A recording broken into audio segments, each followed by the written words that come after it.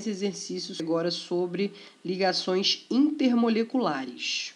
Só que antes da gente entrar nas questões, vamos fazer uma revisadinha básica. Para eu saber qual é o tipo da ligação intermolecular, a gente só precisa saber se ela é polar ou apolar. Então, sendo apolar, não tem dúvida, necessariamente toda molécula apolar vai fazer ligação intermolecular do tipo dipolo induzido. Não vai ter uma predominância de carga em posição nenhuma da molécula, em lugar nenhum da molécula, e aí essa atração eletrostática ela vai ser do tipo induzida. Se eu descobrir que a molécula é polar, eu descobri que a ligação intermolecular dela é dipolo induzido, pronto, acabou. Só tem como ser essa correlação toda vez apolar, toda vez dipolo induzido.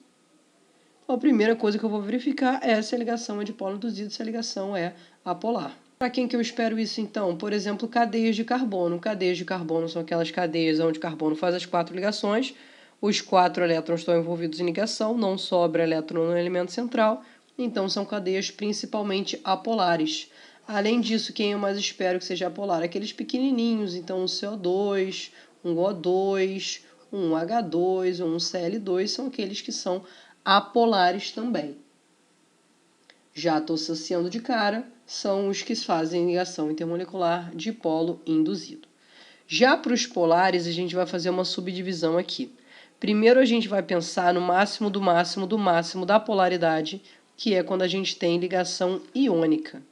Ligação iônica é ligação de um metal com um ametal, aonde vai envolver transferência de elétron, você vai gerar um cátion e um ânion.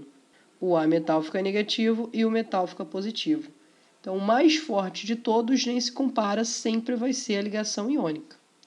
Já quando a gente vai para covalente, aí a gente vai ter uma subdivisão aqui de uma versão turbo desse covalente, que é quando a gente tem uma diferença de eletronegatividade muito alta entre os elementos, que é o caso quando a gente tem hidrogênio ligado ao flúor, oxigênio ou nitrogênio. É o que a gente vai chamar de H-FON.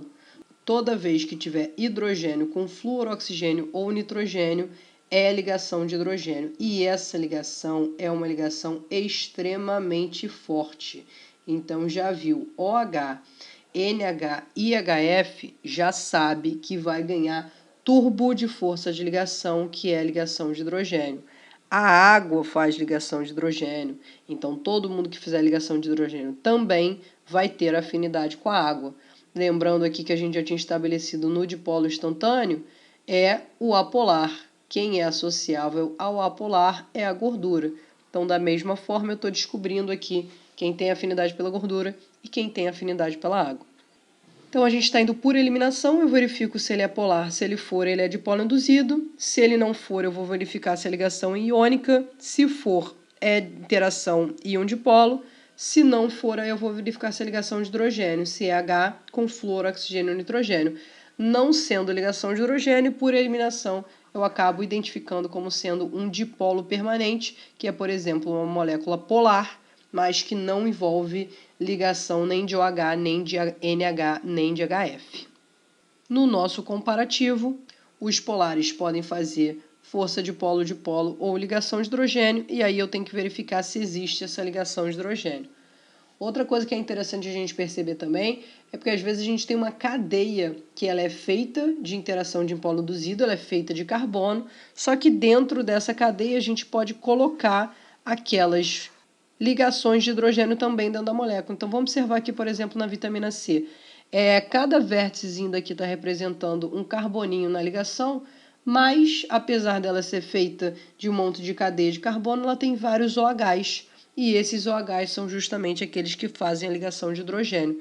Então, a gente verifica que, às vezes, a gente tem que comparar qual é o tamanho da cadeia polar, qual é o tamanho da cadeia apolar, para ver quem predomina na característica. Aqui, por exemplo, a vitamina C, ela está muito mais para polar do que para apolar, porque ela tem várias ligações de hidrogênio que podem ser formadas aqui dentro dessa estrutura. Show? Então, a gente vai sempre confirmar a polaridade da molécula para ver se ela é dipolo induzido. A gente busca para ver se tem ligação iônica, para ver se é íon dipolo. Depois, a gente confirma se tem ligação de hidrogênio fazendo o H-FON. Se não, eu identifiquei como dipolo permanente. Como assim? Vamos ver no exercício. Primeiro exercício. As vitaminas são substâncias essenciais para o organismo, porém não são sintetizadas por ele. A vitamina A, responsável pela transmissão química de imagens do olho para o cérebro, e a vitamina C é responsável, entre outras coisas, pelo aumento da resistência imunológica e por proteger o nosso organismo do resfriado comum e até mesmo do câncer. Observando as estruturas, vamos lá observar. Qual das vitaminas faz mais ligação de hidrogênio? Então, a primeira coisa que eu penso aqui é que é uma estrutura formada principalmente por cadeia de carbono. Só que eu posso jogar aqueles polares dentro da estrutura. Quem são aqueles polares? Os NH e os OH. Então, cada NH, cada OH, cada HF que eu observo na molécula é um ponto para a polaridade. Então, vamos observar aqui na vitamina A. Ela tem um OH só, faz ligação de hidrogênio ali. Mas olha a vitamina C, tem OH aqui, tem OH aqui, tem OH aqui, tem OH aqui. Então, eu consigo observar que, apesar dela ser formada principalmente por cadeia de carbono, ela faz várias ligações de hidrogênio aqui. Então, eu espero que a vitamina C seja mais polar do que apolar. Ela vai ter ligação intermolecular de hidrogênio. Então, qual delas faz mais ligação de hidrogênio? A vitamina C faz mais ligação de hidrogênio. Ela tem 4 OHs. Número 2, qual é mais solúvel em água? O que a gente associou? A água faz ligação de hidrogênio. Quem faz ligação de hidrogênio também vai ser mais solúvel em água. Então, quem fez mais ligação de hidrogênio foi o C, ele vai ser o mais solúvel em água. Número 3, qual é mais solúvel em óleo? E aí lembra, o óleo é o meu comparativo para o dipolo instantâneo. É quem é gordura. Quem gosta de gordura não gosta da água e vice-versa, exceto a situação do detergente. Mas aí a gente volta para cá. Quem é mais solúvel em óleo é quem é menos solúvel em água, vai ser a vitamina A. A alternativa 4, qual delas mais facilmente eliminada na urina? O que eu vou pensar? A urina é feita principalmente de água. Então, ele está querendo gourmetizar a pergunta de quem é mais polar. Ele está querendo saber quem tem mais afinidade pela água. Com certeza vai ser quem tem mais OH. Repetiu a pergunta de uma maneira diferente. Mais facilmente eliminada pela urina vai ser quem tem mais afinidade pela água, que é quem mais faz ligação de hidrogênio, que é novamente a vitamina C. Certo? Número 5 para uma pesquisinha, né? Vou citar uma fonte de vitamina C, então a gente pode pensar num suquinho de laranja, num suquinho de limão, mas sempre bom para manter nossa saúde em dia. Outra questãozinha que envolve cadeias de carbono. Durante a mudança de estado ocorrem somente afastamentos e aproximações entre as moléculas, ou seja, as forças intermoleculares são rompidas ou formadas, influenciando no estado físico da substância. Então, o que a gente pensa? Sólido, a molequinha muito junta, líquido, molequinha mais ou menos, e gás, molequinha completamente separada, e justamente ela vai mudando essas forças intermoleculares, vai formando ou vai rompendo para mudar esse estado de agregação do sólido, líquido, gasoso. E aqui pede: relacione as substâncias da coluna A aos respectivos pontos de ebulição da coluna B, numerados em parênteses. Então, eu quero analisar quem tem maior ponto de fusão ou ponto de ebulição de acordo com essa estrutura. O que eu vou lembrar? Quanto mais polar, mais forte a ligação. Sendo ligação de hidrogênio, ganha ponto para essa polaridade, ponto para a força da ligação. Sendo cadeia de carbono, é ponta apolar, vai dar uma ligação fraca. Então, o que eu busco de novo? Os OHs. Aqui tem um OH, aqui tem outro OH, aqui tem outro OH. Além disso, ele também tem uma dupla O. Existe um polo aqui, mas não é um polo tão magnífico quanto a ligação de hidrogênio. O resto é todo mundo pontinha apolar. E aí eu vou comparar as pontas apolares de cada uma. Essa daqui tem uma, essa daqui tem duas, essa daqui tem duas. Então, observa aqui comparativo que a gente está fazendo. A gente está comparando a briga entre o polar e o apolar. Então, eu já vou pensar o 1, o 2 e o 5, com certeza são os meus maiores valores de pontos de ebulição. O que a gente vai observar aqui é consequência do tamanho da cadeia. No caso da cadeia carbônica, quanto maior for essa cadeia, ela vai gerar uma ligação mais forte. Então, a consequência para solubilidade em água, esses carbonos eles atrapalham. Mas para ponto de fusão e ponto de ebulição, eles vão melhorar a força entre aquelas moléculas. Então, no comparativo entre o 2 e o 3, que os três têm a ligação de hidrogênio, eu vou escolher aquele que tem a maior cadeia como sendo o que tem um maior ponto de fusão e ponto de ebulição. Ou seja, 97, esse daqui vai ser o propan-1-ol. E aí eu vou na ordem. O 2 tem 2 carbonos, o 1 tem 1 carbono, e aí eu vou diminuindo, vou caindo esse ponto de ebulição. 97 depois é o 78, vai ser aquele que tem 2 carbonos, e depois vai ser o metanol, que é aquele que tem 1 carbono. Aí eu já fechei todo mundo que tem OH, então são os mais fortes. Aí eu vou estar só com esses dois aqui. O que eu vou verificar? Esse número 3 ele tem uma dupla O, então ele ainda tem um pouquinho de polaridade. Já o 4 é completamente apolar. Esse aqui, com certeza, é o nosso dipolo induzido, que é o que eu tenho certeza que vai ser meu ponto de ebulição mais baixo. Aqui o número 4, então o etanol é esse número 3. Certo? Correlação correta, então, 4, 3, 1, 2, 5, letra A. Vou pegar algumas questõezinhas do Enem também que falam muito sobre esse assunto. Esse assunto é super recorrente no Enem e vale a pena a gente analisar essas questões. Quando colocamos em água os fosfolipídios, tendem a formar lipossomas, estruturas formadas por uma bicamada lipídica, conforme mostrado na figura. Quando rompida, essa estrutura tende a se reorganizar em um novo lipossomo. Então, repara que o fosfolipídio ele tem a sua ponta polar e a sua cadeia apolar. E aí, quem é água interage com o polar. Repara que as bolinhas estão aqui para dentro. Quem é gordura interage com apolar. É aquela estrutura que a gente estava associando à estrutura do detergente. Eu tenho uma cadeia apolar e uma ponta polar. Por isso, ele interage com os dois. E aí, justamente o que a questão pergunta, esse arranjo característico se deve ao fato que os fosfolipídios apresentam uma natureza. E aí lá diz letra A, letra B, polar ou apolar, inteiramente solúvel ou inteiramente insolúvel, não é a nossa situação. O fosfolipídio interage com os dois, então não tem como ser nem a letra A, letra B.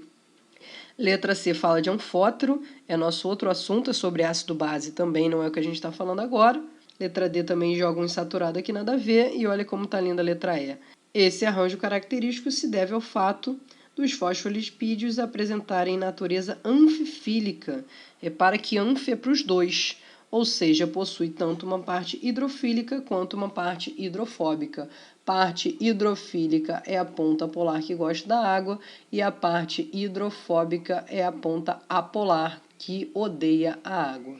Show? Outra questãozinha. O armazenamento de certas vitaminas no organismo apresenta grande dependência de sua solubilidade. Por exemplo, vitaminas hidrossolúveis devem ser incluídas na dieta diária, enquanto vitaminas lipossolúveis são armazenadas em quantidades suficientes para evitar doenças causadas pela sua carência. Então, repara, lipossolúvel a gente armazena e hidrossolúvel a gente tem que incluir na dieta diária. É o que a gente conversava. Quem é hidrossolúvel vai embora junto com o xixi. Tem 3 vitaminas apresentadas na figura, aquela que necessita de maior suplementação diária é qual? Aí eu volto lá no texto. No texto ele diz que quem precisa de suplementação é a hidrossolúvel. Então, basicamente, ele perguntou quem é mais hidrossolúvel. Nessa pergunta de quem é mais hidrossolúvel, ele está querendo saber, então, quem tem mais afinidade com a água. Gourmetizou a pergunta de quem é mais polar. Ele simplesmente quer que eu olhe para as moléculas, eu observe as ligações de hidrogênio, eu observo os dipolos e vou verificar quem tem mais.